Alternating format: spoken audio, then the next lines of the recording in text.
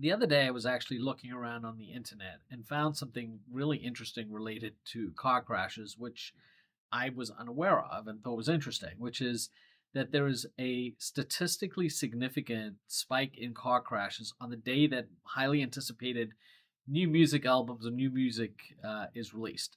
I thought that was really interesting. The theory behind that is that people are searching for music on Spotify or trying to download the new music that they really want to have the day that it's released, and then that can sometimes lead to distracted driving. Just thought that was interesting, and that led me down a little bit of a rabbit hole on some of the other weird but quirky things related to driving and when accidents are more or less likely to occur. So, for example, the most frequent day of the week that has accidents is Saturday. Statistically speaking, that is the day that leads to the most accidents. Again, the theory behind that is that um, people are socializing more on Saturdays, that there tend to be occasionally more people out on the roads, and that sometimes people are engaging in behaviors that might lead them to have more accidents, like going out and drinking, etc.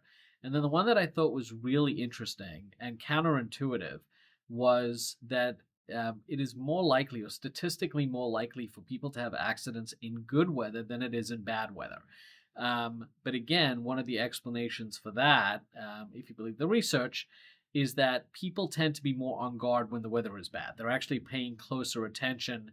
They're being more mindful of their driving habits, driving a little bit slower. And so as a result, that tends to mitigate against the bad weather.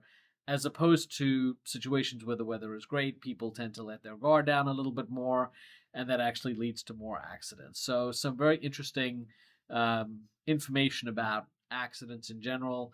Again, led me down a little bit of a rabbit hole, and I'm going to keep looking at more information that I think might be statistically significant, and I'm sure we'll have another video at some point dealing with some of those.